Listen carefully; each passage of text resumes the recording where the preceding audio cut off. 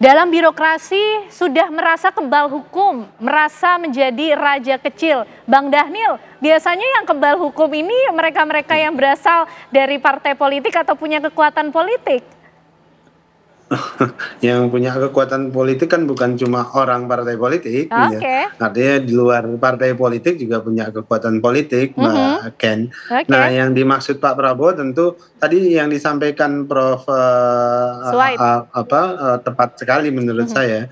Artinya upaya adaptif yang dilakukan oleh sekelompok birokrasi agaknya gagal terkait dengan kebijakan-kebijakan Pak Prabowo yang ingin mendorong perbaikan dalam hal ini tentu adalah efisiensi.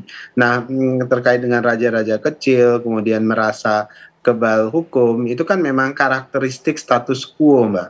Jadi ketika hadirnya perbaikan-perbaikan yang baru, kemudian mereka tidak siap karena sudah merasa punya pengaruh yang kuat baik itu di birokrasi maupun jejaring politik yang lain, maka mereka akhirnya merasa kebal hukum. Itu yang selalu diperingatkan oleh Pak Prabowo. Sebenarnya hal-hal seperti ini juga sudah disampaikan oleh Presiden dalam rapat-rapat kabinet tertutup. Jadi saya sering memberikan sinyalemen bahwasannya kalau Pak Prabowo sudah menyampaikan secara terbuka, itu artinya adalah SP2, adalah surat peringatan kedua. Baru kedua ya Bang, belum 3 ya ini? Perlu diwanti-wanti, karena setelah kalau sudah SP3 tentu Pak Prabowo akan bersikap terang dan tegas terkait ini. Karena komitmen Pak Prabowo adalah ingin menghadirkan pemerintahan yang bersih, pemerintahan yang efektif. Nah, pemerintahan yang bersih dan efektif itu membutuhkan komitmen agar semua komponen pemerintahan itu mengikuti dan mematuhi kebijakan Presiden terkait dengan upaya efisiensi agar program-program yang menjadi prioritas pembangunan 5 tahun ke depan itu bisa akseleratif. Karena efisiensi yang dilakukan oleh Presiden ini tentu menyasar upaya beliau untuk memberikan pelayanan publik di bidang kesehatan, kemudian mendorong pertumbuhan ekonomi agar lebih tinggi dan akseleratif. Semua alokasi-alokasi yang diefisiensikan itu digunakan pada upaya-upaya penyediaan tenaga kerja, pembangunan sarana sekolah yang sampai ke daerah-daerah. Semua list-list agenda alokasi hasil dari efisiensi itu dipastikan untuk kepentingan rakyat banyak. Oke, jadi yang dimaksud raja kecil bukan yang punya pengaruh kuat di kabinet merah putih ya, Bang Dhanil? Ya, yang raja kerja kan kalau raja kecil ya tentu tersebar ya Mbak, tentu mereka-mereka yang secara langsung terganggu dengan kebijakan-kebijakan Presiden, terutama terkait dengan upaya Presiden melakukan efisiensi, upaya Presiden menghadirkan pemerintahan yang bersih, upaya Presiden agar agenda pembangunan kita itu dilandasi dengan keadilan dan berkeadilan, di mana hukum itu diterapkan dengan baik dan sebagainya. Itu mereka-mereka yang kemudian berkeberatan dengan upaya-upaya tersebutlah itu yang disindir, itu yang diperingati oleh Presiden Prabowo Subianto. Oke, baik. Kalau Pak Hendrawan melihatnya, raja-raja kecil yang merasa kebal hukum ini dalam birokrasi siapa sih Pak Hendrawan? Ya, tadi saya sudah mengatakan pejabat-pejabat yang tidak siap untuk beradaptasi dengan arus besar harapan masyarakat. Jadi Mbak Ken, komitmen dan niatan Pak Prabowo ini untuk menghadirkan pemerintahan yang bersih itu harus kita dukung sepenuhnya. Karena tanpa pemerintahan yang bersih, kita tidak bisa mengatasi penyakit terbesar dalam ekonomi Indonesia, yaitu ekonomi biaya tinggi, high cost economy. Dan kalau kita tidak bisa mengatasi penyakit ekonomi biaya tinggi, maka apa yang terjadi? Sudah pasti kita akan menjadi negara gagal. Jadi jangan berspekulasi lagi. Apalagi kalau itu sudah ditentukan tahun 2045. Sudah pasti. saya mempunyai rumusan matematis yang membuktikan bahwa itu akan gagal. Itu sebabnya komitmen dan niatan Pak Prabowo ini harus kita dukung sepenuhnya. Ya, jadi sudah tidak ada alternatif lain, no other way. Ya, tidak ada jalan lain. Kita harus menghadirkan pemerintahan yang bersih, karena hanya dengan pemerintahan yang bersih, sistem ekonomi kita akan menjadi sistem ekonomi yang efisien, berdaya saing tinggi, dan kita bisa bersaing dengan bangsa-bangsa yang lain. Oke, baik. Itu formula dalam buku-buku standar ekonomi yang sederhana. Ya, itu sebabnya apa yang disampaikan oleh Pak Prabowo dalam sejumlah kesempatan yang sangat konsisten itu akan kita dukung sepenuhnya. Oke, baik Pak Hendrawan, PDIP ini kan sebagai mitra strategis ya, meskipun di luar pemerintahan. Mungkinkah juga bisa memberikan suggestion ataupun saran kepada Presiden Prabowo Subianto? Kalau tadi Bang Dhanil bilang ini sifatnya sudah SP2, ada kemudian kemungkinan untuk diambil tindakan tegas. Nah, tindakan tegas seperti apa yang perlu dilakukan oleh Presiden Prabowo Subianto sampai mencopot raja-raja kecil ini yang coba untuk melawan kebijakan efisiensi Presiden Prabowo? Jadi ada yang sifatnya oportunisme individu. Pak Prabowo menggunakan istilah membesar-besarkan anggaran untuk dicolong. Ini berarti ada oportunisme individu. Ini harus diterapi dengan pergantian personel. Tapi ada yang sebagian sifatnya sistemik. Ya, tadi saya sebutkan mungkin siklus APBN kita harus diperbaiki. Proses perencanaan program di kementerian dan lembaga harus diperbaiki. Agar apa? Agar tadi sistem yang menimbulkan biaya tinggi atau sistem yang menimbulkan aparatur pemerintah yang tidak bersih itu bisa dikurangi semaksimal mungkin. Jadi ada tahapan-tahapan yang memang harus dilalui dan tidak bisa langsung ya, seperti apa namanya sehari semalam begitu seharmal, butuh waktu, dan ini merupakan program yang saya kira tidak bisa diselesaikan dalam 5 tahun. Karena membangun ekonomi yang efisien, membangun sistem pemerintahan yang bersih, itu butuh waktu. Ya. Baik Pak Hendrawan. Prof, kita coba untuk menjawab rasa penasaran pemirsa juga ya mungkin. Jadi raja kecil yang dimaksud oleh Presiden Prabowo Subianto merasa kebal hukum dalam birokrasi, inikah juga masih ada kesatuan dengan di pidato di kesempatan yang sama Presiden Prabowo kan juga menyampaikan mengenai korupsi, kemudian mereka soal maling, dablek, bandel. Ini masih satu kesatuan kah Prof? Bisa mengerucutkah pada pihak-pihak tertentu?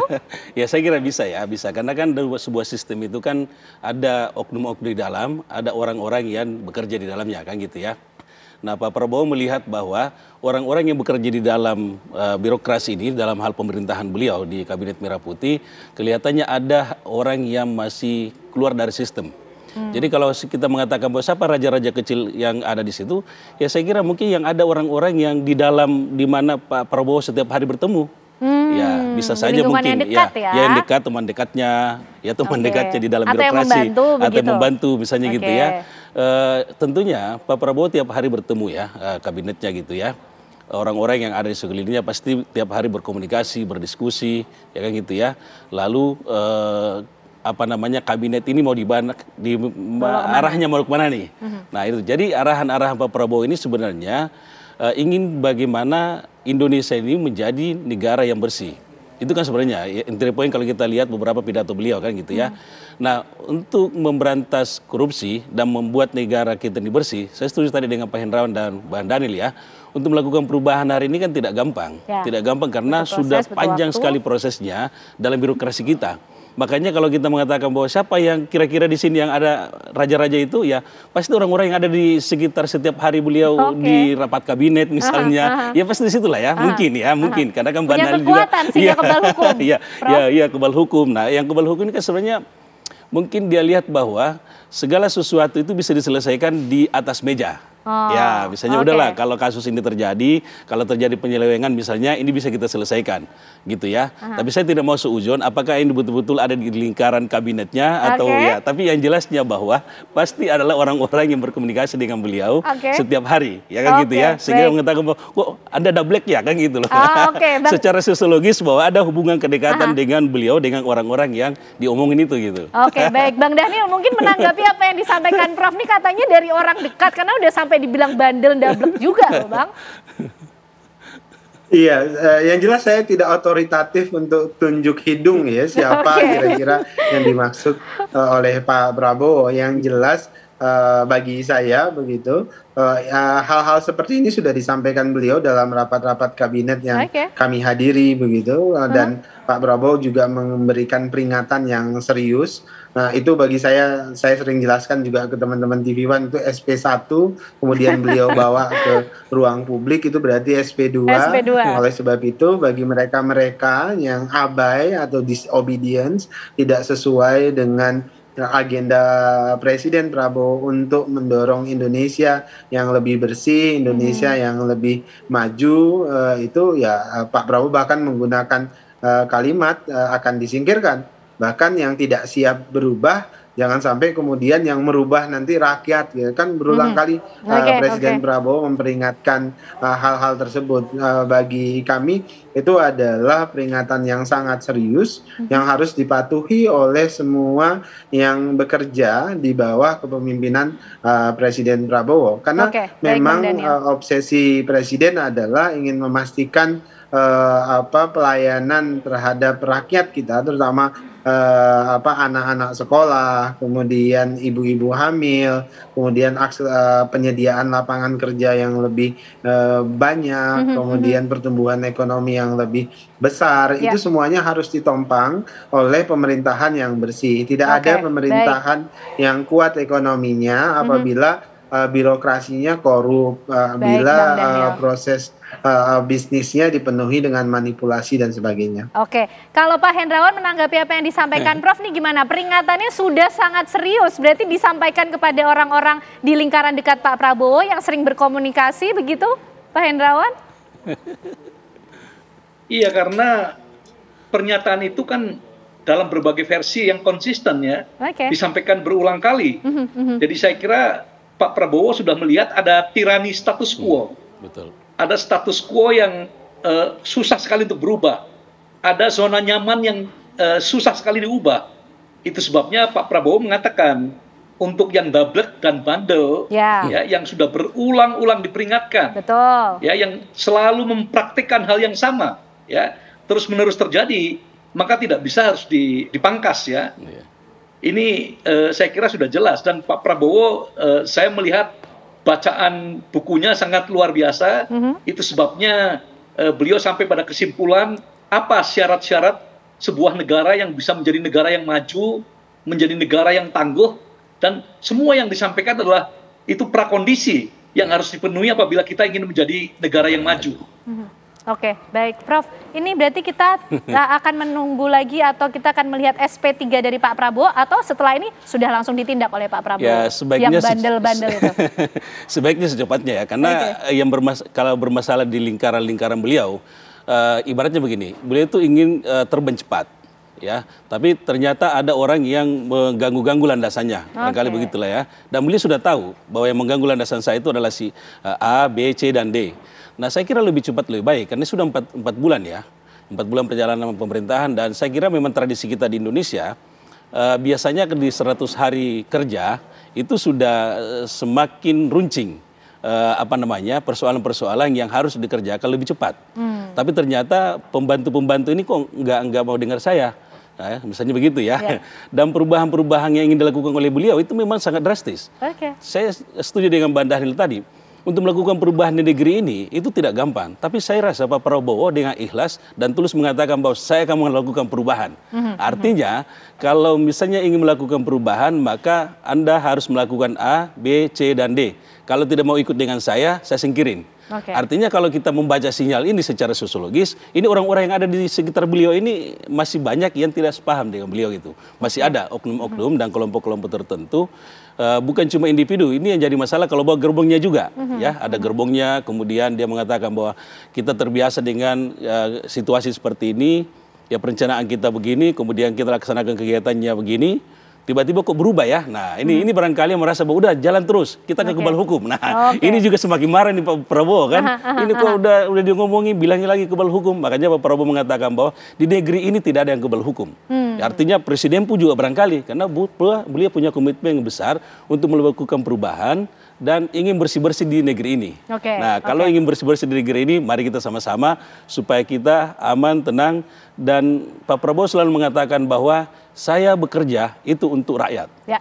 Bukan untuk birokrasi. Kan tidak pernah mengatakan begitu ya. Saya bekerja untuk rakyat Indonesia. Bahkan siap mati untuk rakyat. Siap mati untuk rakyat, demi bangsa dan negara gitu. Oke, baik. Peringatan keras sudah diberikan oleh Presiden Prabowo Subianto kepada siapa saja yang coba melawan kebijakan dari Presiden Prabowo yang tujuannya untuk kepentingan rakyat. Kita tunggu nanti bagaimana tindak lanjut dari Presiden Prabowo Subianto tentunya pemirsa. Terima kasih Prof. Suhaib, terima kasih Pak Hendrawan, terima kasih Bang Dhanil. Malam hari ini sudah bergabung bersama kami membahas dan mencoba membaca makna dari apa yang disampaikan Presiden. Terima kasih Bapak-Bapak semuanya, selamat malam, sehat selalu.